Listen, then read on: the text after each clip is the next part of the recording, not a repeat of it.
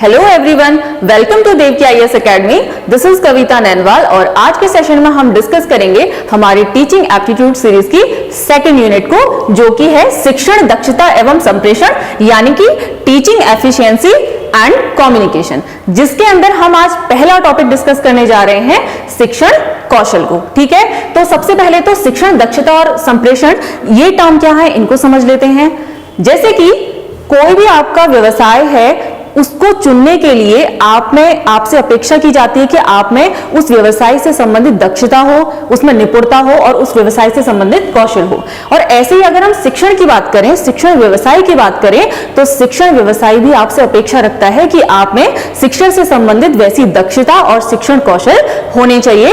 तो ये क्या है, हमारी शिक्षण दक्षता है। और अगर संप्रेषण की बात करें तो संप्रेषण टर्म का मतलब क्या है, यहाँ पर सूचनाओं का आदान प्रदान, या फिर कह सकते हैं जो भी आपके विचार है उनको किस प्रकार से जो है आप दूसरे तक पहुंचा सके। और शिक्षण के संदर्भ में हम देखेंगे तो यहाँ पर जो सूचनाओं का आदान प्रदान है, या फिर जो आपको इंफॉर्मेशन जो एक्सचेंज करनी है वो किसके साथ करनी है, छात्रों के साथ करनी है। तो यहाँ पर हम जो संप्रेषण पढ़ेंगे वो क्या होगा, छात्र और जो शिक्षक है उसके बीच अंतःक्रिया। ठीक है, तो अगर संप्रेषण को हम वैसे शॉर्ट में समझे तो इसके यहाँ पर 4 कंपोनेंट्स है। वैसे तो इसको हम अलग अलग जो कंपोनेंट्स है उसमें डिवाइड कर सकते हैं, जैसे 8 में भी तोड़ा जाता है, लेकिन मुख्य रूप से यहाँ पर 4 है। जिससे सबसे पहला जो होगा आपका प्रेषक होगा, और प्रेषक की अगर हम बात करें तो यहाँ पर प्रेषक कौन होगा, हमारा शिक्षक। इसके बाद जो दूसरा होता है मैसेज, या फिर जो भी यहाँ पर अगर हम शिक्षण में यहाँ पर बात करें तो वो है आपका ज्ञान। ठीक है, तो ज्ञान क्या है, आपका जो भी नॉलेज है, जो भी आपको कंटेंट या विषय जो पढ़ाना है वो आपका यहाँ पर नॉलेज हो गया या मैसेज हो गया। इसके बाद तीसरा जो आता है वो है प्राप्तकर्ता, और शिक्षण में जो प्राप्तकर्ता होगा वो निश्चित रूप से कौन होगा, शिक्षार्थी या स्टूडेंट। और उसके बाद जो इसका चौथा व महत्वपूर्ण एक चरण है वो होता है आपका फीडबैक। ठीक है, या जिसे कहते हैं प्रतिपुष्टि। फीडबैक से आप बेहतर समझ पाएंगे, यानी कि जैसे शिक्षक ने जो है ज्ञान प्राप्त करता है यानी कि विद्यार्थी को दिया, और विद्यार्थी क्या करता है, उसकी प्रतिपुष्टि देता है, फीडबैक प्रोवाइड करता है। किस तरीके से, जैसे टीचर जो है मैसेज देने के बाद यानी कि ज्ञान प्रोवाइड करने के बाद जो है बच्चों से क्वेश्चनिंग करेगा और उस पर बच्चे रिस्पॉन्स करेंगे, वही उसका क्या होगा, फीडबैक। और इस आधार पर अगर वो सही फीडबैक देता है या संतोषजनक फीडबैक देता है तो शिक्षण की प्रक्रिया आगे बढ़ेगी, दोबारा प्रेषक तक जाएगी, शिक्षक तक जाएगी और वो प्रोसेस आगे चलेगी। और अगर वो प्रतिपुष्टि जो दे रहा है वो सेटिस्फैक्टरी नहीं है तो उसमें सुधार करके इस प्रक्रिया को पुनः यहाँ पर इसको चलाया जाएगा। तो एक तरीके से क्या बन गई, हमारी कम्युनिकेशन साइकिल बन गई, यानी कि संप्रेषण चक्र बन गया। तो ये हमारे एक संप्रेषण के बारे में ब्रीफ इंफॉर्मेशन रही, और डिटेल में इसका एक अलग से लेक्चर रहेगा। फिलहाल हम इतना ही समझ लेते हैं, क्योंकि ये यूनिट का नेम था इसलिए हमने इन 2 टर्म्स को यहाँ पर समझ लिया। मेन हमारा जो आज का फोकस रहेगा, जिसे हम डिस्कस करेंगे, वो रहेगा शिक्षण कौशल या फिर टीचिंग स्किल। अब ये टीचिंग स्किल है क्या, इसके अर्थ को समझ लेते हैं। अध्यापक द्वारा अधिगम को सरल व सहज बनाने के उद्देश्य से किए जाने वाले शिक्षक व्यवहारों का समूह शिक्षण कौशल कहलाता है। इसका अर्थ क्या हुआ कि जो भी कक्षा में शिक्षण प्रदान किया जा रहा है बच्चों के अधिगम के लिए, उसको किस प्रकार से सरल व सहज बनाया जाए, किस प्रकार से आसानी से वो जो विषय है उसको बच्चों को समझाया जाए, उसके लिए किस प्रकार के व्यवहार शिक्षक प्रयोग करेगा, वही व्यवहारों का समूह क्या कहलाएगा, शिक्षण कौशल कहलाएगा। यानी कि जिन स्किल्स को वो यूज कर रहा है बच्चों को आसानी से कक्षा में पढ़ाने के लिए, वही क्या है, आपके शिक्षण कौशल है। शिक्षण एक विज्ञान है। शिक्षण विज्ञान क्यों है, विज्ञान क्या होता है, जहां पर आपकी तर्क होते हैं, क्रमबद्धता होती है। और अगर शिक्षण की बात करें तो शिक्षण भी एक ऐसी प्रक्रिया है जिसमें तर्क होते हैं। कोई भी जो है बिना तर्क की चीजें विद्यार्थी को नहीं पढ़ाई जाती, कुछ ना कुछ उसके पीछे उद्देश्य होते हैं। ऐसा ही कंटेंट यहाँ पर पढ़ाया जाता है। और क्रमबद्धता इस प्रकार से है, जो भी बच्चों को पढ़ाया जाता है उसका एक निश्चित क्रम होता है, चाहे वो हम कक्षावार क्रम की बात करें या फिर जब हम कोई एक विषय भी पढ़ा रहे होते हैं तो सबसे पहले हम किसी जो भी विषय है उसका आधार पढ़ाते हैं, फिर उसके बाद उसके बारे में उसकी संकल्पनाएं या सिद्धांतों को समझाते हैं, उसके बाद उसके किस प्रकार से अनुप्रयोग होंगे उनके बारे में बताया जाता है। तो एक क्रमबद्ध तरीके से यहाँ पर शिक्षण प्रदान किया जाता है। तो इसलिए शिक्षण क्या है, यह एक विज्ञान है। इसके बाद शिक्षण एक जटिल प्रक्रिया है। यह हमने किस सेंस में कहा, अगर हम शिक्षण की बात करें तो उसमें बहुत सारी चीजें होती हैं, जैसे कि पाठ्य वस्तु का चयन करना, और उसके बाद पाठ्य वस्तु को पढ़ाने के लिए किस प्रकार की प्रक्रिया होगी, उसे पढ़ाने में किन जो सहायक सामग्रियां हैं उनका प्रयोग किया जाएगा, शिक्षण जो शिक्षक है वो उस शिक्षण प्रदान करने के लिए किन विधियों का प्रविधियों का प्रयोग करेगा। तो बहुत सारी चीजें इसके अंतर्गत आती हैं और जटिल प्रक्रिया ये इसलिए भी है इसमें क्योंकि हमारी बहुत सारे कंपोनेंट्स रहते हैं उसमें। जैसे कि हम कहें कि एक टीचर जो है उसको ये पता होना चाहिए कि छात्रों में यहाँ पर अलग अलग जो है वहां पर छात्रों की वैरायटी रहती है, व्यक्तिगत विभिन्नताएं रहती हैं, तो उनको ध्यान में रखते हुए उसको पढ़ाना होता है। शिक्षण किस स्तर पे दिया जा रहा है, वो छोटे बच्चों को दिया जा रहा है, मध्यम स्तर के बच्चों को दिया जा रहा है या फिर सेकेंडरी लेवल पे दिया जा रहा है, तो वहां पर भी हमें देखना होता है कि उनके स्तर को देखकर किस प्रकार से उनको शिक्षण प्रदान किया जाए, किस प्रकार से उपयुक्त विधियों का उनके स्तर अनुसार जो है चयन किया जाए। तो एक जटिल प्रक्रिया है क्योंकि इसमें बहुत सारी चीजों का ध्यान एक शिक्षक को रखना होता है। विशेषताओं की अगर बात करें, कुछ चीजें शिक्षण कौशलों के बारे में समझ लेते हैं। शिक्षण कौशलों के द्वारा शिक्षक व्यवहार में परिवर्तन आता है। अगर कोई बच्चा या कोई हम बीएड ट्रेनी की यहाँ पर बात करें, कोई ऐसा बीएड का छात्र है जिसने अभी तक जो है अगर शिक्षण कौशलों को नहीं समझा है, ठीक है, अगर करिकुलम में आपका ये शिक्षण कौशल अभी तक वो नहीं समझा है, तो उसका जो एक बिहेवियर होगा और एक कौशलों को समझने वाले टीचर का जो बिहेवियर होगा उसमें बहुत ज्यादा अंतर होता है। क्योंकि सामान्यतः जो एक कक्षा में शिक्षण प्रदान किया जाता है उसमें बहुत सारी चीजें ऐसी होती है जिनका ध्यान जो टीचर होता है वो नहीं रखता है, लेकिन जिन्हें इन कौशलों का ज्ञान होगा वो ये समझता होगा कि किस प्रकार से कक्षा को प्रारंभ करना है, किस चीज को सबसे पहले रखना है, किसको बीच में रखना है और किसको अंत में रखना है। जैसे कि जब हम कक्षा की शुरुआत करते हैं तो शुरुआत में जाते ही हम सीधे टॉपिक पे नहीं चले जाते, हम पहले उसकी एक प्रस्तावना रखते हैं, ठीक है, उसका एक बेस तैयार करते हैं। उसके बाद हम कुछ ऐसे प्रश्न पूछते हैं जिससे जो है छात्र में रुचि जागे और वो अगर उन प्रश्नों का उत्तर दे रहे हैं तो उसके बाद उसको किस तरीके से आने वाली जो नॉलेज है उससे कनेक्ट करके यहाँ पर आगे को बढ़ाया जाए। उसके बाद कक्षा में पढ़ाते समय किस प्रकार व्याख्यान के द्वारा उचित प्रकार से उनको शिक्षा दी जाए। तो इस तरीके की चीजें जो है एक शिक्षक को कब आती हैं, जब वो शिक्षण कौशलों को समझ जाता है। तो इस प्रकार क्या करता है शिक्षण कौशल, क्या करते हैं, एक शिक्षक के व्यवहार में परिवर्तन लाते हैं। दूसरा, कक्षा में शिक्षण की परिस्थिति उत्पन्न होती है। अगर एक टीचर को शिक्षण कौशलों का ज्ञान होगा, अगर उसको टीचर जो स्किल्स हैं उनके बारे में नॉलेज होगी, तो क्या होगा, वो कक्षा में शिक्षण की परिस्थिति उत्पन्न कर सकता है। अब शिक्षण की परिस्थिति उत्पन्न करने से क्या मतलब है, अगर क्लास में बच्चे आ रहे हैं, आप कोई जो विषय वस्तु है उसको पढ़ा रहे हैं, लेकिन बच्चों की रुचि ही नहीं है उसमें, बच्चों का कोई इंटरेस्ट ही नहीं है, ठीक है, तो वहां पर क्या कहेंगे कि वहां पर शिक्षण के लिए परिस्थिति उत्पन्न नहीं की गई है।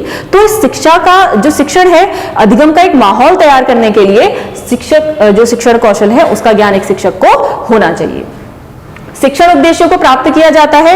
वैसे तो कक्षा में जब भी कोई टीचर आता है तो उसका उद्देश्य यही होता है कि जो टीचिंग ऑब्जेक्टिव्स हैं उसको वो फुलफिल करे, लेकिन उसको सफलतापूर्वक वो तभी फुलफिल कर सकता है जब वो एक निश्चित प्रक्रिया को ये एक शिक्षण कौशलों के द्वारा यहाँ पर निष्पादित करे और प्रभावी शिक्षण प्रदान किया जाता है। निश्चित रूप से अगर किसी टीचर को इन टीचिंग स्किल्स का ज्ञान होगा तो एक प्रभावी तरीके से जो है कक्षा में अपना शिक्षण प्रदान कर पाएगा। तो ये कुछ बातें रही शिक्षण कौशल के बारे में।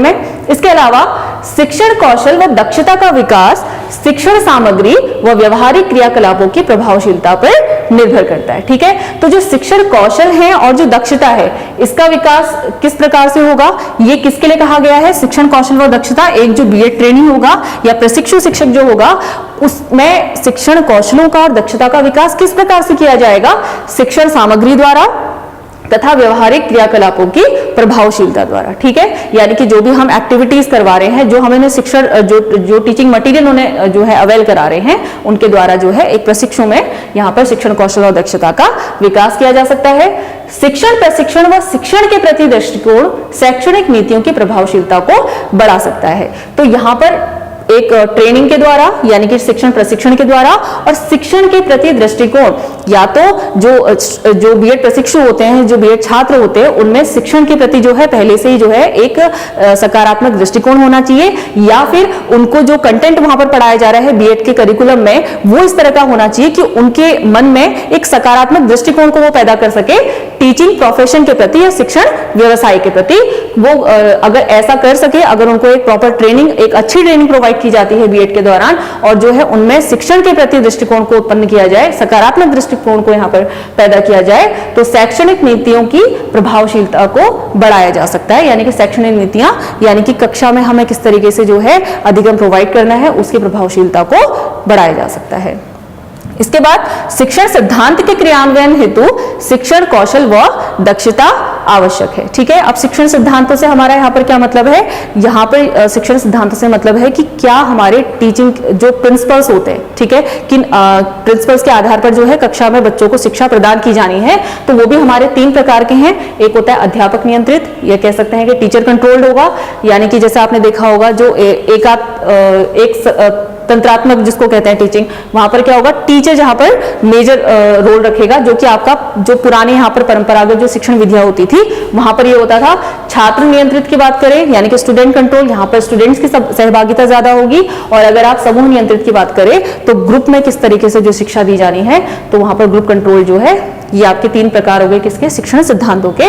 इसके आधार पर जो है अगर इसके क्रियान्वयन के लिए यानी कि इस तरीके की जो टीचिंग है जहां पर टीचर कंट्रोल, स्टूडेंट कंट्रोल और ग्रुप कंट्रोल जो टीचिंग है, उसके क्रियान्वयन हेतु यहाँ पर जो एक अच्छा शिक्षक है उसमें शिक्षण कौशल व दक्षता होनी जरूरी है, ताकि वो इनको सही रूप से निष्पादित कर सके। वैसे जो सबसे ज्यादा प्रेफर की जाती है, छात्र नियंत्रित वाली प्रेफर की जाती है, क्योंकि छात्र का जितना ज्यादा रोल होगा वहां पर उसकी लर्निंग उतनी ही इफेक्टिव होगी। लेकिन कुछ ऐसे फील्ड होते हैं, कुछ ऐसे टॉपिक्स होते हैं, कुछ ऐसे सब्जेक्ट्स होते हैं जहां पर अध्यापक नियंत्रित को यहाँ पर वरीयता दी जाती है। जैसे स्पेशली कुछ ऐसे सब्जेक्ट जिनमें लेक्चर देने की आवश्यकता है, जहां पर टीचर स्टूडेंट के रोल की उतनी आवश्यकता नहीं है, वहां पर जो होगा अध्यापक नियंत्रित सिद्धांतों को यहां पर प्रयोग किया जाएगा।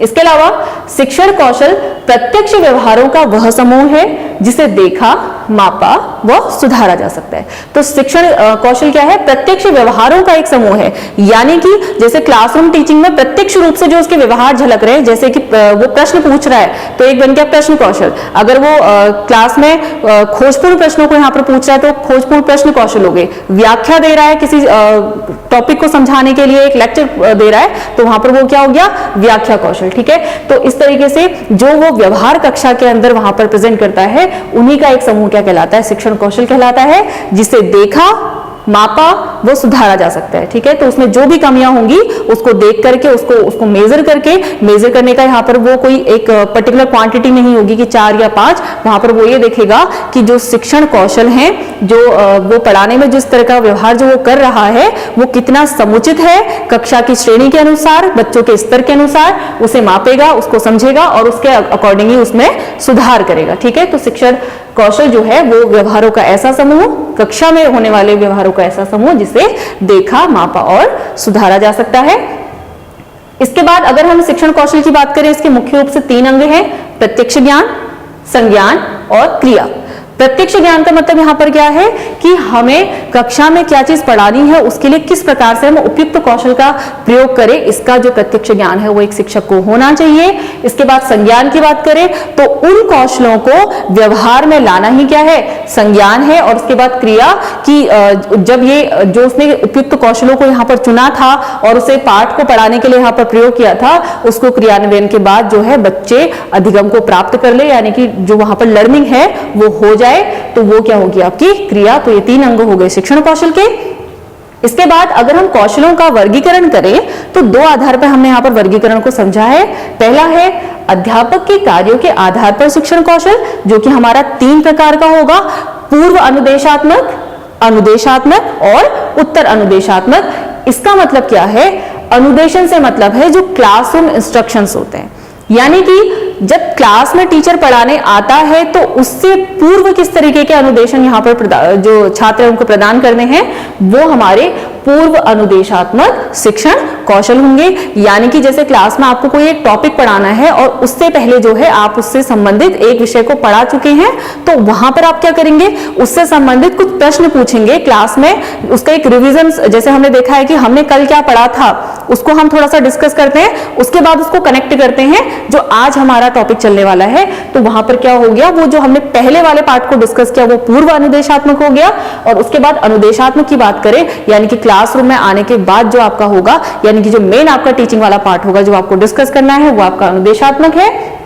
उत्तर अनुदेशात्मक, ये क्लासरूम खत्म होने के बाद जैसे आप फीडबैक ले रहे हैं, मूल्यांकन कर रहे हैं, तो वो सारी क्या चीजें हो जाएंगी, उत्तर अनुदेशात्मक हो जाएंगी, जिसमें आप ये जानने का प्रयास करेंगे कि छात्र ने कितना सीखा। ठीक है, तो ये सब हमारा हो गया अध्यापक के कार्यों के आधार पर शिक्षण कौशल। ठीक है, और पूर्व अनुदेशात्मक आपकी पूरी प्लानिंग हो जाएगी, जैसे आपने आने से पूर्व क्या प्रश्न पूछने हैं, किस तरीके का एक बेस तैयार करना है पढ़ाने के लिए, वो सारी बातें।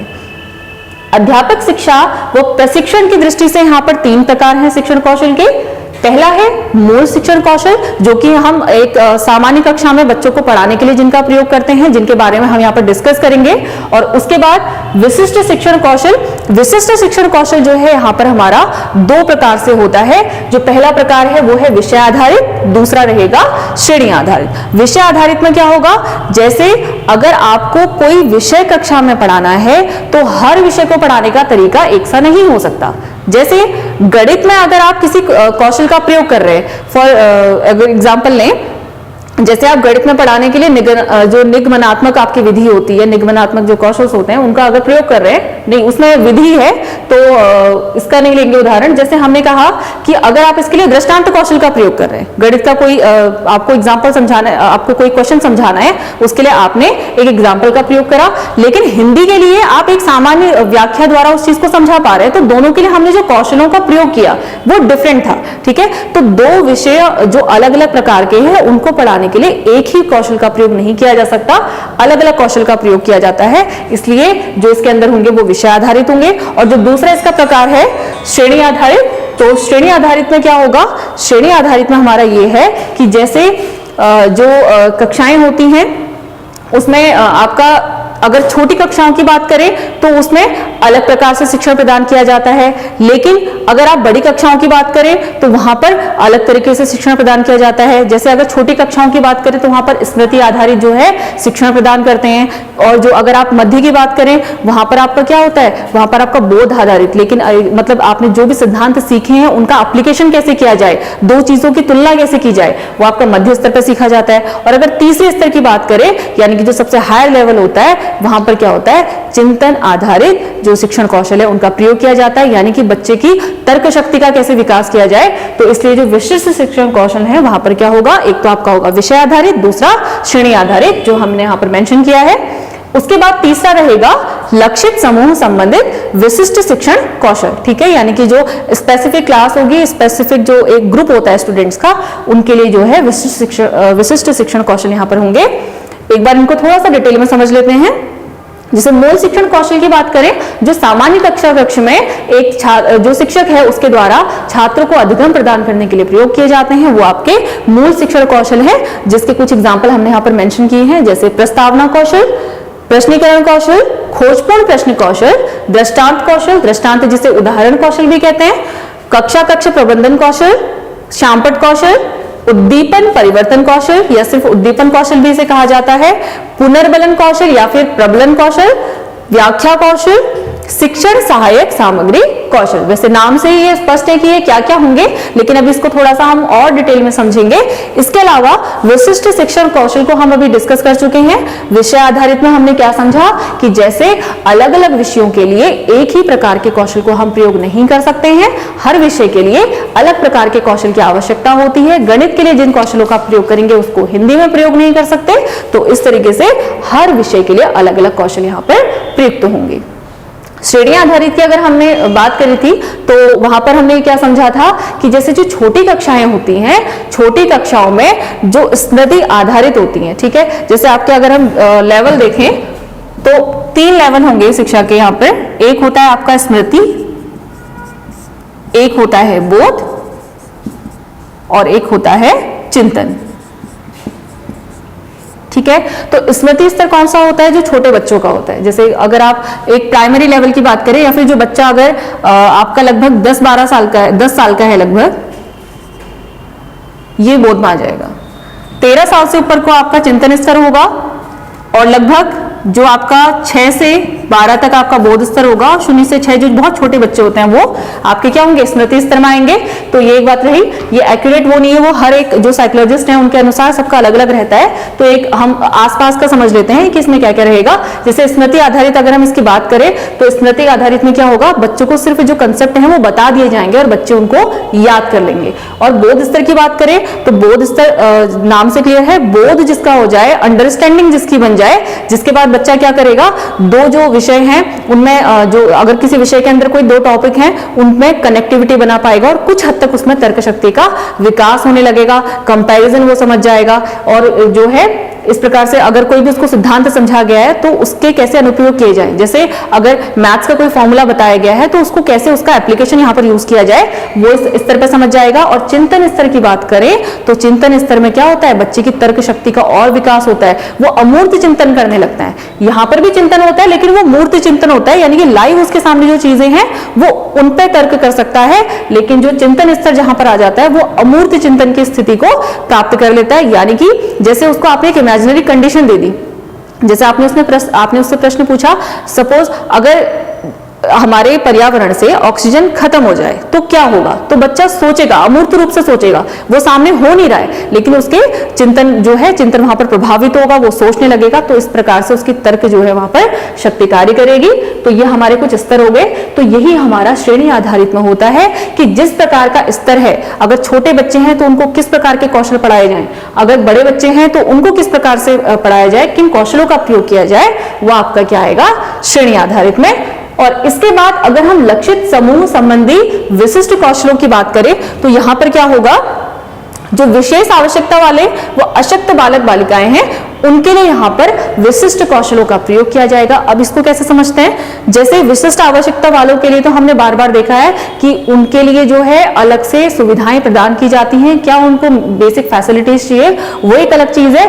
लेकिन जो आपके अशक्त बालक बालिकाएं हैं, जैसे क्या होता है क्लासरूम में जो सामान्य छात्र छात्रा पढ़ते हैं, हर एक बच्चे का अलग अलग अंडरस्टैंडिंग लेवल होता है, लेकिन जैसे अगर बच्चे की क्षमता कुछ कम लेवल तक करने की है लेकिन अगर वो उस पासिंग परसेंटेज को नहीं टच कर पा रहा है तो उसको क्या माना जाता है कि उस चीज को समझने में सक्षम नहीं रहा, उसको फेल करके क्लास से बाहर कर दिया जाता है। इसलिए हमारी गवर्नमेंट ने जो है वहां पर जो आरटी है उसमें ये मेंशन किया है, वहां पर ये इंडिकेट किया है कि उसमें क्या करना है, आपको कक्षा 8 तक बच्चे को फेल नहीं करना है, क्योंकि बच्चा जो सीख रहा है वो अपने स्तर पर सीख रहा है। वो लापरवाही वाला एक जो कंसेप्ट है उसको हम इग्नोर करेंगे, उसको हम ध्यान नहीं देंगे, क्योंकि टीचर की रिस्पॉन्सिबिलिटी है कि टीचर क्या करे, टीचर की जिम्मेदारी होगी कि बच्चे को वो सही रूप से शिक्षण प्रदान करे। अगर बच्चा नहीं सीख पा रहा है तो उसमें फेलियर समझा जाता है एक शिक्षक का, ठीक है, तो वहां पर पूरी जिम्मेदारी शिक्षक की रहती है। इसलिए आरटी में भी क्या कहा गया, 8 तक बच्चे को फेल करने का प्रावधान यहाँ पर नहीं रहेगा। तो इसलिए मतलब जो अगर हम यहाँ पर बात करें जो टॉपिक पर आता है लक्षित समूह संबंधी कौशल की अगर हम बात कर रहे हैं तो उसमें क्या होगा कि जो बच्चे अगर कम समझ पा रहे हैं, हम सारे बच्चों को एक तरीके से नहीं ट्रीट करेंगे, हम इंडिविजुअल डिफरेंसेस को जानते हैं। जो बीएड प्रशिक्षु होगा वो इंडिविजुअल डिफरेंसेस को समझेगा और उस आधार पर जो है हर बच्चे के लिए जो है व्यक्तिगत विभिन्नता को ध्यान में रखते हुए शिक्षण प्रोवाइड करेगा और उस शिक्षण को प्रोवाइड करने के लिए वो अलग अलग शिक्षण कौशलों का प्रयोग करेगा बच्चे के क्षमता के अनुसार। और जो आपके विशेष आवश्यकता वाले हैं, यानी कि जिनको किसी प्रकार की डिसेबिलिटी है, उनके लिए भी क्या है अलग से जो है शिक्षण कौशलों का यहाँ पर अध्ययन करके वो उनको आवश्यकता अनुसार शिक्षण प्रोवाइड करेगा। इसके बाद जो शिक्षक है उसे क्या क्या पता होना चाहिए, यानी कि किन किन चीजों का ज्ञान होना चाहिए, वो है विषय वस्तु का ज्ञान, जो कि बहुत इंपॉर्टेंट चीज है। अगर टीचर को अपने सब्जेक्ट के बारे में ही नॉलेज नहीं होगी तो वो कैसे सिखाएगा। अगर आपको सब्जेक्ट नॉलेज है तभी आप आत्मविश्वास से किसी कक्षा में वहां पर अध्ययन प्रोवाइड कर सकते हैं। तो एक टीचर के लिए इंपॉर्टेंट है कि उसे विषय वस्तु का यानी अपने सब्जेक्ट का ज्ञान होना चाहिए, इंपॉर्टेंट चीज। उसके बाद छात्रों व अधिगम की प्रक्रिया का ज्ञान। छात्रों का ज्ञान से मतलब है यहाँ पर हमारा है कि छात्रों की जो व्यक्तिगत विभिन्नताएं होती हैं उसके बारे में शिक्षक को पता होना चाहिए। कि जो छात्र हैं पहले तो वो किस स्तर पर हैं। अगर वो निम्न स्तर पर है तो उस प्रकार की शिक्षा, अगर वो हायर लेवल पे पढ़ रहे हैं तो उनके लिए अलग प्रकार की शिक्षा, और उसके अलावा एक ही कक्षा में अलग अलग व्यक्तिगत विभिन्नता वाले छात्र होते हैं तो उनके अनुसार भी यहाँ पर शिक्षा प्रोवाइड करना। उसके अलावा अधिगम की प्रक्रिया का ज्ञान भी एक शिक्षक को होना चाहिए, यानी कि जो टीचिंग प्रोसेस होगी वो किस तरीके से होनी चाहिए। जैसे हमने कहा कि शिक्षण क्या है, एक विज्ञान है, उसमें एक क्रमबद्धता होती है, एक सही क्रम में, एक उपयुक्त क्रम में जो है बच्चे को पढ़ाया जाता है और उस क्रम में वो अलग अलग शिक्षण कौशलों का प्रयोग करता है। तो जो अधिगम की प्रक्रिया है वो किस तरीके से चलेगी, इसका टीचर को ज्ञान होना चाहिए। शिक्षण कार्य नीतियों का ज्ञान, शिक्षण कार्य में किस प्रकार की जो है नीति यहाँ पर बनाई जाएगी, किस प्रकार की स्ट्रैटेजी रहेगी टीचर की, उसकी भी नॉलेज टीचर को होनी चाहिए। तो ये कुछ बातें हैं जिसका जो ज्ञान है एक शिक्षक को होना चाहिए। इसके अलावा अगर हम शिक्षण कौशलों की बात करें कि किसने कितने शिक्षण कौशल दिए हैं, ये हमारे हैं सारे शिक्षण कौशल।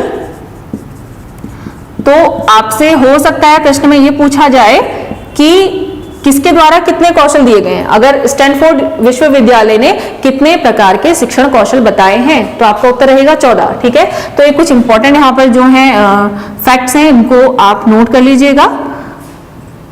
तो स्टैनफोर्ड विश्वविद्यालय ने 14 शिक्षण कौशल बताए हैं। कैलिफोर्निया विश्वविद्यालय की बात करें तो 18। CASE ये है centre for advancement of study in education, MS, ये भारत का है। यहाँ पर ये वाले तो आपके फॉरेन जो है इंस्टीट्यूशंस हैं, लेकिन अगर इसकी बात करें भारत का इंस्टीट्यूशन है, केस कहते हैं इसे, यानी कि centre for advancement of studies in education, MS विश्वविद्यालय। इसने कितने बताए हैं, शिक्षण के 21 कौशल बताए हैं। इसके अलावा कुछ इंपॉर्टेंट नाम जो यहाँ पर शिक्षण जो आपका ये सब्जेक्ट पढ़ रहे हैं इससे संबंधित है, जैसे डॉक्टर पासी, डॉक्टर जंगीरा, इनके बारे में पूछा जा सकता है कि जो डॉक्टर पासी हैं उन्होंने कितने शिक्षण कौशल बताए हैं। ईयर नहीं पूछा जाएगा, लेकिन ये बताया गया है कि कब जो है इन्होंने बताया था इसके बारे में, और इसी ईयर से जो है यहाँ पर शिक्षण के बारे में जो भी आपका सूक्ष्म शिक्षण है या शिक्षण प्रक्रियाएं हैं इनके बारे में जो यहाँ पर भारत में रिसर्च शुरू हुई थी 1976 से यहाँ पर शुरू हुई है। तो 1976 में डॉक्टर पासी ने जो है 13 यहाँ पर शिक्षण कौशल बताए हैं। 1979 में डॉक्टर जंगीरा 20 यहाँ पर शिक्षण कौशल बताए हैं। इसके अलावा 1983 में कंबाइंड यहाँ पर डॉक्टर कुलश्रेष्ठ, डॉक्टर मिश्रा और डॉक्टर ममगई द्वारा 15 शिक्षण कौशलों को बताया गया है। और एलन व रायन जो यहाँ पर शिक्षाविद हैं, इन्होंने कितने बताए हैं, 14 शिक्षण कौशल बताए हैं। तो इसमें से एक तो आपका पासी का पूछा जा सकता है और आपका एलन व रायन, ये 2 मोस्ट इंपॉर्टेंट है। फिर भी बहुत ज्यादा नंबर्स नहीं है, कुल आपके यहाँ पर 7 यहाँ पर नंबर्स दिए गए हैं, जिसमें से आपका एलन व रायन और आपका दूसरा ये डॉक्टर पासी वाला पूछा जा सकता है, स्टैनफोर्ड विश्वविद्यालय वाला भी पूछा जा सकता है। तो ये नंबर्स आपको याद रखने हैं कि किसने कितने बनाए हैं। उसके बाद अगर हम कुछ जो आपके यहाँ पे एजुकेशनिस्ट हैं इनके जो शिक्षण कौशल को जो उन्होंने परिभाषित किया है उनको समझे, इन्होंने किस तरीके से शिक्षण कौशल को समझाया है।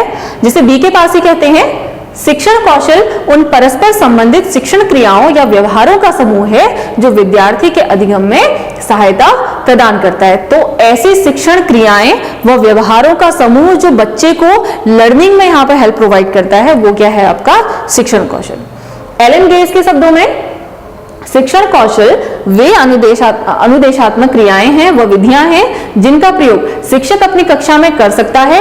ये शिक्षण के विभिन्न स्तरों से संबंधित होती हैं। जैसे हमने पहले भी समझा कि जो शिक्षण कौशल होते हैं वो अलग अलग स्तरों के लिए अलग अलग प्रयोग होते हैं, इसलिए विभिन्न स्तरों से संबंधित है या शिक्षक की निरंतर निष्पत्ति के रूप में होती है, यानी कि निरंतर जो है प्रोडक्टिविटी जो टीचर की आएगी उसके रूप में भी क्या है, ये शिक्षण कौशल होंगे।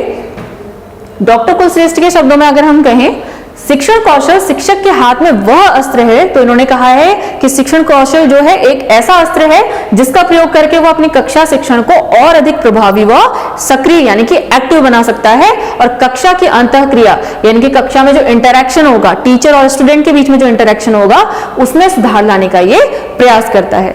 इसके अलावा शैक्षिक शब्दकोश के शब्दों में शिक्षण कौशल मानसिक व शारीरिक क्रियाओं की क्रमबद्ध व समन्वित प्रणाली है। ठीक है, तो जैसे हमने इसको विज्ञान की तरह हम इसे कंपैरिजन कर सकते हैं। हमने कहा था कि शिक्षण क्या है, एक विज्ञान है जिसमें क्या होता है, मानसिक व शारीरिक, यहाँ पर शिक्षण कौशल की बात करें तो शिक्षण कौशल मानसिक व शारीरिक क्रियाओं की क्रमबद्ध व समन्वित प्रणाली है, यानी कि एक ऐसा सिस्टम है जिसमें क्या होती है, कॉन्टिन्यूटी होती है और जो है कोऑर्डिनेशन रहता है। तो ये शिक्षण कौशल है। तो ये हमने कुछ डेफिनेशन समझ ली है, शिक्षण कौशल के बारे में जान लिया है कि कितने प्रकार के होते हैं, क्या क्या होते हैं। अब कुछ इंपॉर्टेंट जो शिक्षण कौशल है उनको हम डिस्कस कर लेते हैं। तो कुछ महत्वपूर्ण कौशल यहाँ पर हैं जिनको हम समझ लेते हैं, जो हमने यहाँ पर कुछ मेंशन किए हुए हैं।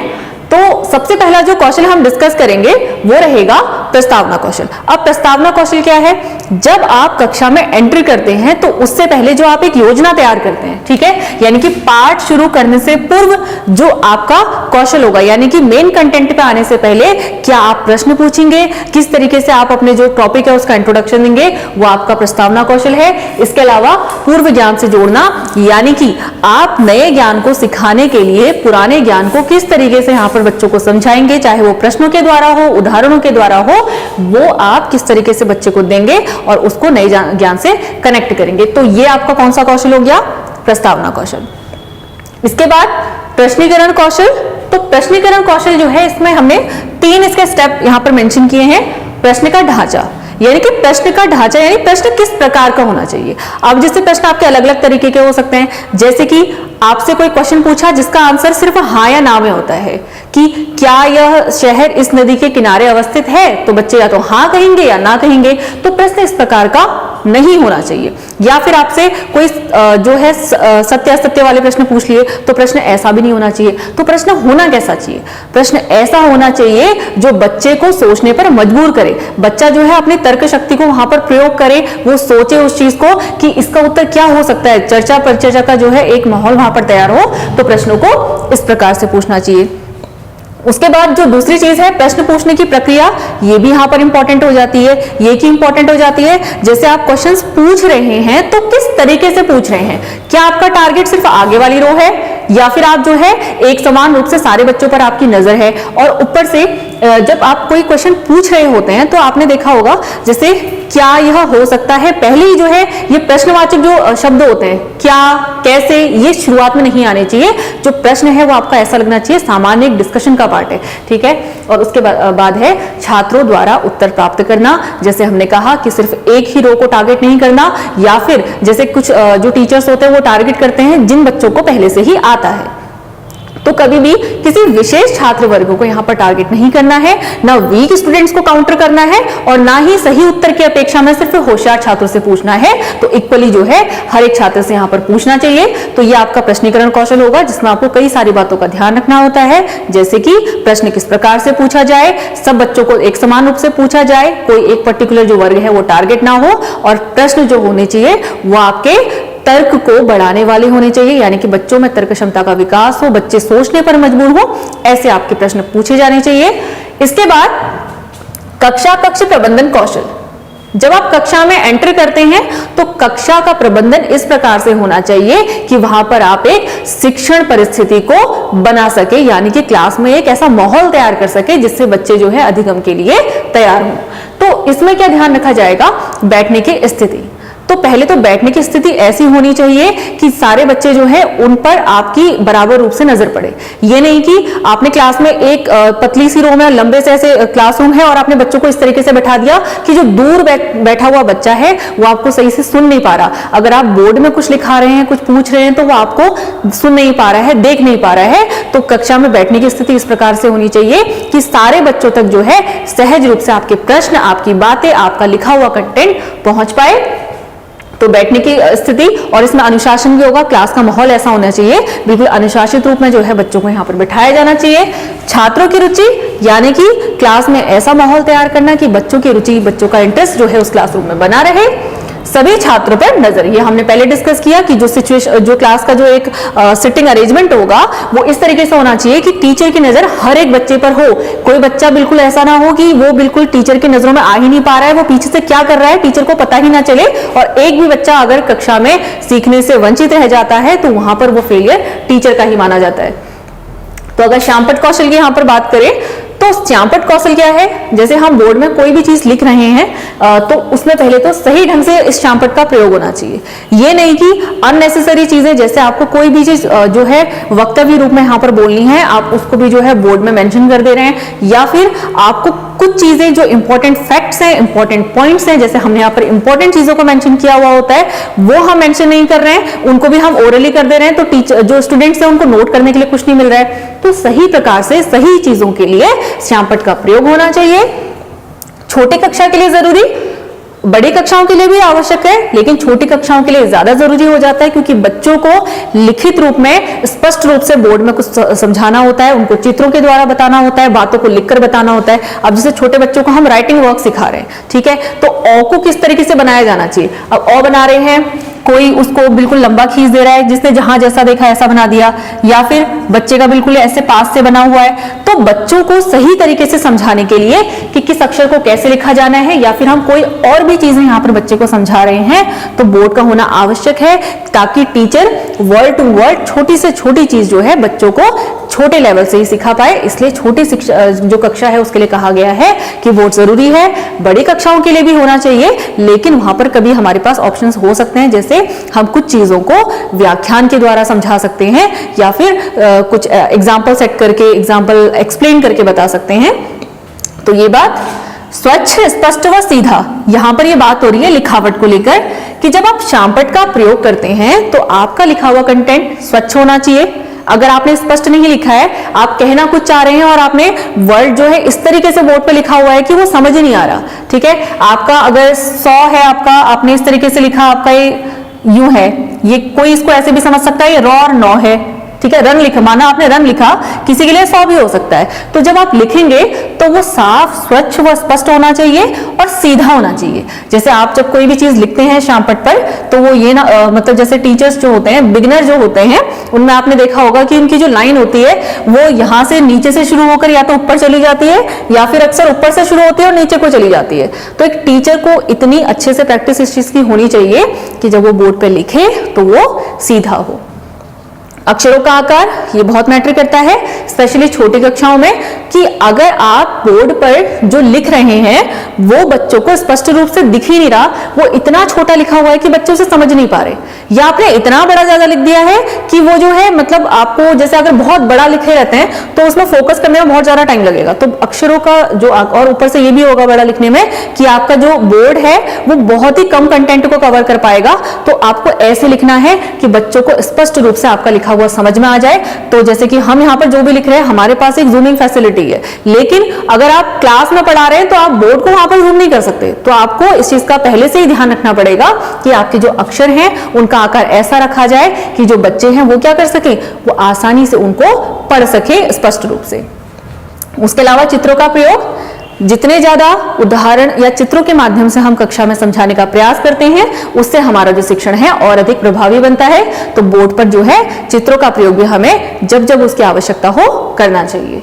जैसे कि स्पेशली अगर हम बात करें, हमें साइंस का कोई कंसेप्ट समझाना है, मैथ्स में अगर हम कोई फॉर्मूला बता रहे हैं, पाइथागोरस फॉर्मूला बताया, हमने सीधे कह दिया कि जो उसका कर्ण का वर्ग होता है वो आधार के वर्ग और जो लंब का वर्ग है उसके इक्वल होता है, ठीक है, hypotenuse square is equal to base square plus perpendicular square. ये हम फॉर्मूला बार बार पढ़ते हैं। अब हमने इसको बता तो दिया, लेकिन बच्चे को यही नहीं पता है कि कर्ण क्या है, आधार क्या है और आपका लंब क्या है, ठीक है। तो उसके लिए जो है चित्र के माध्यम से, चाहे आप उदाहरण के रूप में एक बिल्डिंग और एक जो है समतल जमीन की बात करें, या फिर एक ट्रायंगल बनाकर आप उनको समझा दें, तो चित्र जो है वो भी आवश्यक है जब जब उनकी जरूरत हो।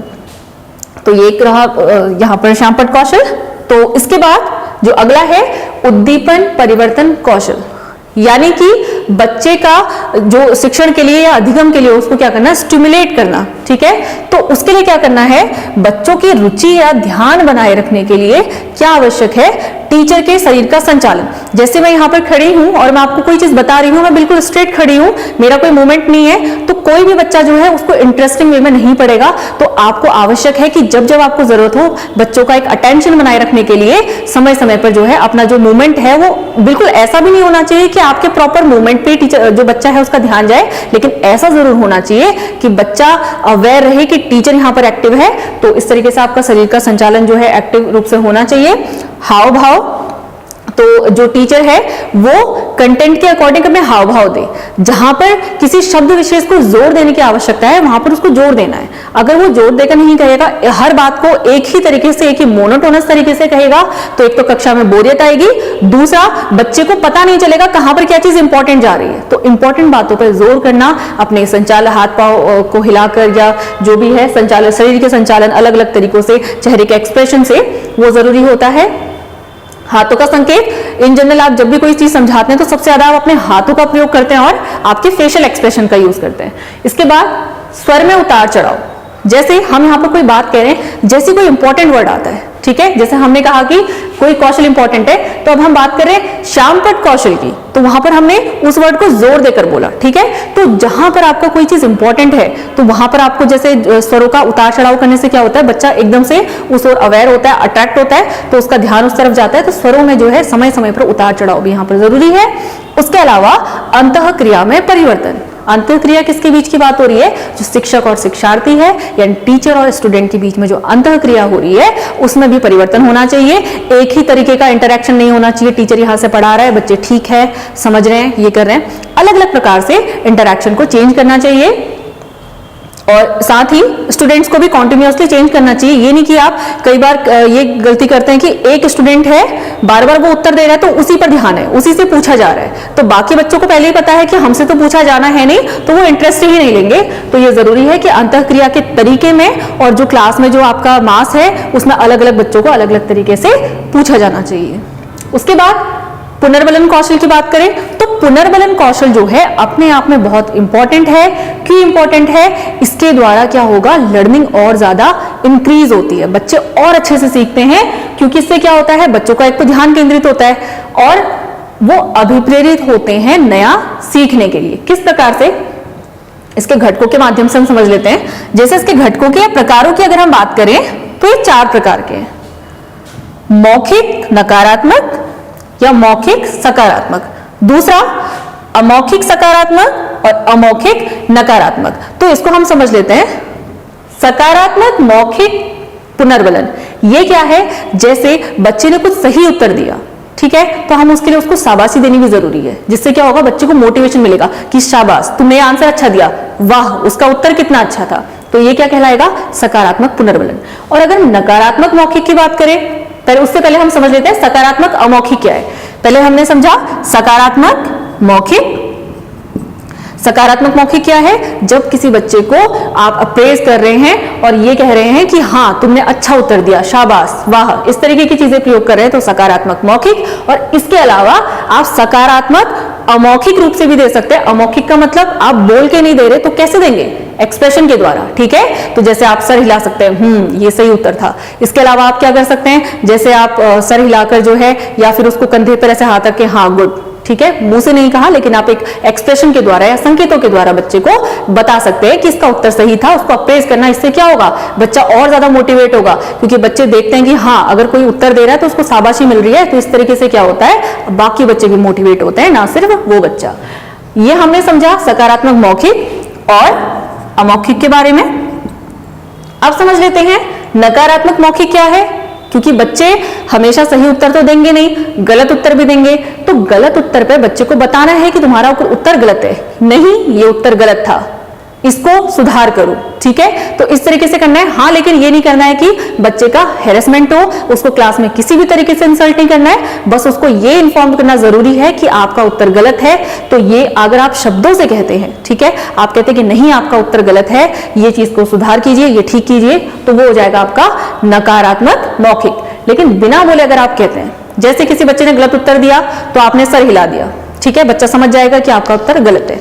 या किसी बच्चे को देख रहे हैं, कुछ क्वेश्चन पूछा, उसने गलत उत्तर दिया, तो आप उसके बगल से आगे बढ़ गए, वो समझ गया कि मेरा उत्तर गलत था, इसीलिए जो है यहाँ पर जो आपको वहां पर उसको जवाब देना है, किस तरीके से देना है, एक्सप्रेशन के द्वारा देना है कि हाँ ये चीज गलत थी, ठीक है। तो ये हो गया आपका नकारात्मक अमौखिक। तो नकारात्मक मौखिक में आपने क्या समझा, जब आप शब्दों से कहेंगे कि नहीं आपका उत्तर गलत था तो वो नकारात्मक मौखिक। और अगर आप सर हिलाकर कि नहीं ये उत्तर गलत है, या आपने क्वेश्चन के लिए दूसरे से आप आगे बढ़ गए तो बच्चा संकेत समझ गया कि मेरा उत्तर गलत था, या बच्चे के पास से आगे बढ़ गए तो वो तब भी समझ गया कि मेरा उत्तर गलत था, इससे जो शिक्षक है वो अगले छात्र के पास चला गया। तो ये सारे जरूरी हैं। इससे क्या होता है, क्लास में बच्चे को मोटिवेशन मिलता है सही या गलत उत्तर देने पे।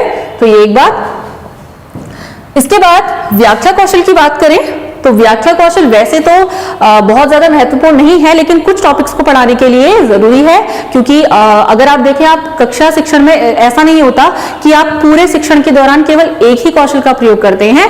आप जो है एक ही कक्षा में, एक ही क्लासरूम में, एक पीरियड के दौरान बहुत सारे कौशल का प्रयोग कर सकते हैं। जैसे आपकी बिगिनिंग जो होती है वो आपकी प्रस्तावना कौशल, प्रश्न कौशल से होती है, और अगर आप बीच की बात करें तो आपको लेक्चर भी यूज करना पड़ता है कुछ टॉपिक्स को समझाने के लिए। तो यहाँ पर व्याख्या कौशल होगा, लेकिन इसको यहाँ पर कम इसलिए कहा क्योंकि आजकल बच्चों को सिखाने के लिए सबसे ज्यादा क्या हो रहा है, गतिविधियों का प्रयोग हो रहा है, एग्जाम्पल्स देना, बच्चों को इन्वॉल्व करना, ठीक है, रादर देन लेक्चर देना। तो इसके क्या घटक है, प्रवेश कथन, इसका प्रयोग होना चाहिए, यानी कि जब आप कोई टॉपिक स्टार्ट कर रहे हैं, प्रवेश कर रहे हैं, यानी कि उस कंटेंट में आप जा रहे हैं, तो उसके लिए उसको बताना पड़ेगा कि मतलब जो हम कंटेंट पढ़ने जा रहे हैं इसके बारे में पढ़ने जा रहे हैं, या फिर उदाहरण के माध्यम से हमें उस पर आना होगा। अधिगम उपलब्धि, यानी कि हम क्या सीखेंगे, अधिगम मतलब लर्निंग, हम आगे क्या सीखने जा रहे हैं इसका ज्ञान देना।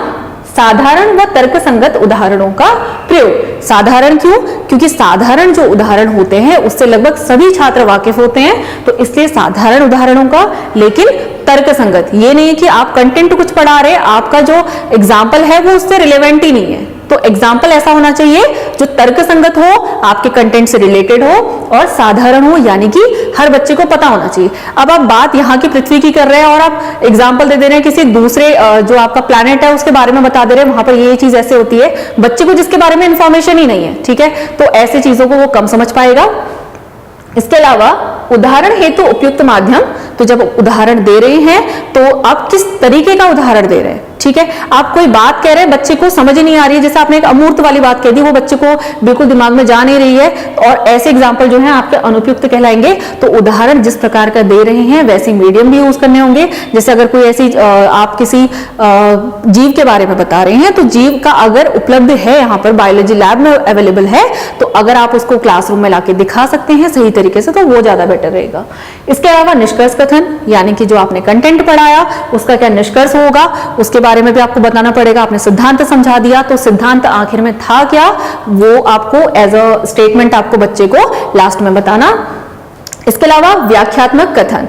व्याख्यात्मक कथन मतलब जो भी आप जो बच्चों को पढ़ा रहे हैं उससे रिलेटेड जो भी आपके व्याख्या होंगी उसके कथन होंगे। मतलब ये सारी चीजें हैं क्या जो आप व्याख्या कौशल के अंदर जिनका प्रयोग करेंगे। श्रव्य दृश्य सामग्री, तो आप किसी चीज की व्याख्या करने के लिए क्या कर सकते हैं, ऑडियो विजुअल एड्स का प्रयोग कर सकते हैं। जैसे आप स्मार्ट बोर्ड में यूज कर सकते हैं, आपने कोई चीज दिखा दी, उसके बाद आपने उसको एक्सप्लेन कर दिया व्याख्या के द्वारा। प्रमुख शब्दों की शब्दावली, यानी कि किसी विषय विशेष से उसके जो आपने उपविषय लिया है या टॉपिक लिया है, टॉपिक से रिलेटेड कुछ स्पेसिफिक शब्द होते हैं, तो वो भी आपको बच्चे को बताने होते हैं। तो ये आपका व्याख्या कौशल हो गया। इसके बाद दृष्टांत या उदाहरण कौशल की बात करें, जैसा कि नाम से क्लियर है, दृष्टांत यानी कि एग्जाम्पल देकर बच्चे को समझाना, कोई भी टॉपिक है उससे रिलेवेंट जो भी आपके एग्जाम्पल्स होंगे उनको बताना। ये क्या क्या हो सकते हैं, जैसे कहानी हो सकती है। अगर आपको किसी चीज की नैतिक शिक्षा देनी है तो उसका जो एक माध्यम होता है वो कहानी होती है। एक तो आप एग्जाम्पल सेट कर सकते हैं खुद के द्वारा, लेकिन वो एक अलग चीज है, लेकिन आप जो है कहानी के माध्यम से इस प्रकार की शिक्षा दे सकते हैं। तो एक कहानी हो गया, या फिर आप कोई सिद्धांत भी समझाना चाह रहे हैं, चाहे वो विज्ञान का ही क्यों ना हो, गणित का ही क्यों ना हो, आप उसके पीछे एक स्टोरी ऐड कर सकते हैं, ठीक है। तो स्टोरी ऐड करके भी क्या हो सकता है, आप एग्जाम्पल के द्वारा बता सकते हैं कि उसने ऐसा किया, वो गया, उसने दुकानदार को इतने पैसे दिए तो उसको इतने वापस मिले, तो आपने एग्जाम्पल देकर उसको कनेक्ट कर दिया, एक स्टोरी बना दी। चित्र के माध्यम से आप चीजों को समझा सकते हैं। मानचित्र के माध्यम से ज्योग्राफी की चीजें बता सकते हैं। और मिनिएचर का प्रयोग, मिनिएचर मतलब किसी भी चीज का जो लघु रूप होता है। जैसे अगर आपको ये बताना है कि हमारी जो अर्थ है गोल है, और ठीक है उसमें किस तरीके से जो आपके अलग अलग देश हैं वो आपके इस अर्थ में है, तो उसको आप कैसे बताएंगे, उसका एक मिनिएचर, अर्थ का मिनिएचर क्या होता है, ग्लोब, ठीक है। तो ग्लोब के माध्यम से आप क्या कर सकते हैं, आप यहाँ पर एक्सप्लेन कर सकते हैं क्लास के आगे। इसके बाद पाठ समापन कौशल, ये भी अपने आप में इंपॉर्टेंट है।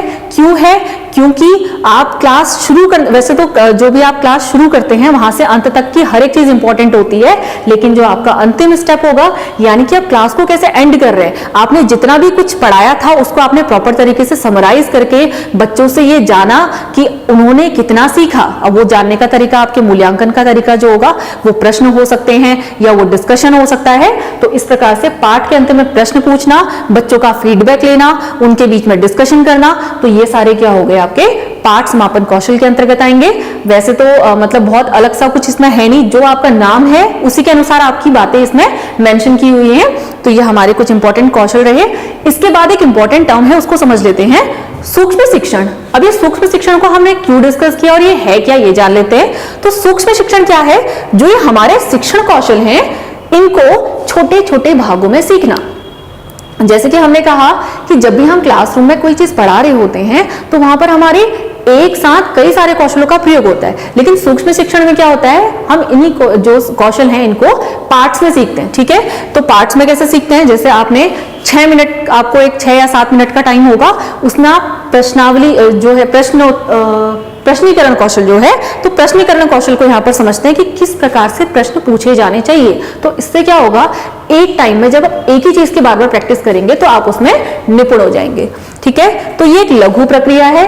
ठीक है, तो लघु प्रक्रिया, इसको जो है हम जो एक शिक्षाविद हैं BLN, इन्होंने भी कहा है कि सूक्ष्म शिक्षण समस्त शिक्षण की लघु जो आपका सूक्ष्म शिक्षण है वो समस्त शिक्षण को लघु क्रियाओं में बांटना है, यानी कि जो आपका पूरा टीचिंग प्रोसेस होगी आपको छोटे छोटे स्टेप्स में तोड़ दिया, वही क्या कहलाता है, सूक्ष्म शिक्षण, जिसमें हम एक बार में एक ही जो कौशल है उसको सीखते हैं। इसके अलावा अगर हम बात करें BM शोर की, इन्होंने भी क्या कहा है कि सूक्ष्म शिक्षण कम अवधि कम शिक्षण क्रियाओं वाली एक प्रविधि है। ठीक है, तो क्या है सूक्ष्म शिक्षण? कम शिक्षण और कम अवधि वाली एक प्रविधि है, यानी कि कम टाइम में जो है हम जो है अलग अलग कौशलों को यहाँ पर सीखते हैं। ठीक है, अगर इसके स्टेप्स की बात करें तो स्टेप्स मतलब सूक्ष्म शिक्षण के स्टेप्स की बात कर रहे हैं। सबसे पहले ज्ञान प्राप्ति, किसकी? कौशलों की, ज्ञान की। ठीक है, यानी कि एक जो B.Ed प्रशिक्षु है उसको बताया जाता है कि किस प्रकार से जो है हम यहाँ पर जो अलग अलग कौशल हैं उसके बारे में जानेंगे, उनको समझेंगे, कब उसका प्रयोग किया जाता है, और उसके बाद कौशलों की प्राप्ति, यानी कि B.Ed प्रशिक्षु इनके नॉलेज लेने के बाद जो है इन कौशलों को प्राप्त कर लेगा, समझ लेगा, सीख लेगा, और उसके बाद रूपांतरण अवस्था स्थानांतरण अवस्था, यानी कि जो आपने यहाँ पर कौशल सीखे थे उनका वास्तविक परिस्थितियों में प्रयोग करेगा, यानी कि क्लासरूम में जो है अब उसको एग्जीक्यूट करेगा। तो ये कुछ स्टेप हैं। और सूक्ष्म शिक्षण चक्र की अगर हम बात करें तो ये सूक्ष्म शिक्षण का चक्र है जिसमें जो इसकी कुल अवधि है वो कितनी है, 36 मिनट, जिसमें सबसे पहला जो स्टेप होगा वो होगा पाठ योजना, या जिसे हम कहते हैं लेसन प्लान। यानी कि जब आप क्लास में जाते हैं तो सबसे पहले आपका क्या होता है, आप एक प्लान तैयार करके जाते हैं कि आज आपको क्या क्या पढ़ाना है। ठीक है, तो उस प्लान को एग्जीक्यूट करेगा किसके द्वारा, शिक्षण के द्वारा। हमने यहाँ पर 6 मिनट की अवधि क्यों रखी है, हमने पहले ही कहा सूक्ष्म शिक्षण क्या है, हम जितने भी शिक्षण कौशल हैं उनको अलग अलग यहाँ पर सीखते हैं। ठीक है, तो यहाँ पर जो सूक्ष्म शिक्षण है उसको 6 मिनट यहाँ पर शिक्षण किया, उसके बाद 6 मिनट किसके हो गए, प्रतिपुष्टि के, यानी कि फिर बच्चों से फीडबैक लिया, जो आपने यहाँ पर समझाया, जैसे प्रश्न पूछे, और अगर बच्चों का रिस्पॉन्स आपका एवरेज नहीं आ रहा है, यानी कि अगर आपके बच्चे सारे उत्तर दे रहे हैं तो भी आपका जो कौशल था वो फेल हो गया। क्यों हो गया, आपने इतने आसान प्रश्न बनाए कि वो सारे बच्चे जानता है, और अगर आपने ऐसे प्रश्न बनाए कि उस स्तर का बच्चा कोई भी एग्जाम्पल उसके जो जवाब हैं वो नहीं दे पाया, तो भी आपका जो आपका ये प्रश्नीकरण कौशल था वो फेल हो जाता है। क्यों हो जाता है, क्योंकि अगर कोई भी बच्चा नहीं दे पा रहा है इसका मतलब क्लास में कोई भी बच्चा ऐसा नहीं है जो उस प्रश्न को जानता है। ठीक है, तो इस प्रकार से आपका जो है यहाँ पर प्रतिपुष्टि के द्वारा पता चल जाता है कि आपका कौशल है वो सही तरीके से आपके अंदर डेवलप हुआ है या नहीं हुआ है। तो उस आधार पर पुनः फिर योजना तैयार की जाती है। ठीक है, सबसे पहले आपने योजना बनाई, कक्षा में शिक्षण किया, फिर बच्चों से फीडबैक लिया, और आपने जाना कि आपका जो कौशल आपने यहाँ पर एग्जीक्यूट किया था, जो आपने शिक्षण यहाँ पर कराया था वो कितना सही था। तो उसके बाद उस आधार पर प्रतिपुष्टि यानी फीडबैक के आधार पर आप पुनः योजना बनाते हैं 12 मिनट का जिसका समय है, उसके बाद उसको फिर से पढ़ाया जाता है और फिर से उसका फीडबैक लिया जाता है। तो इस तरीके से जो हमारी सूक्ष्म शिक्षण की जो साइकिल है वो यहाँ पर चलती है। तो इसलिए हमने सूक्ष्म शिक्षण को समझा, क्योंकि सूक्ष्म शिक्षण के द्वारा ही क्या होता है, जो भी हमारे शिक्षण कौशल हैं इनको सीखा जाता है, इसलिए हमने इसके बारे में भी थोड़ा सा जान लिया। तो आज के सेशन में इतना ही बात रही QIP सीरीज की, क्योंकि अभी ये यूनिट कंप्लीट नहीं हुई है। इसमें आप शिक्षण विधियों के बारे में, सहायक सामग्री के बारे में, संप्रेषण के बारे में, इन सब चीजों के बारे में समझेंगे और यूनिट के एंड में जो है आपकी एक कंप्लीट QIP सीरीज रखी जाएगी। तो आज के लिए इतना ही। Thank you.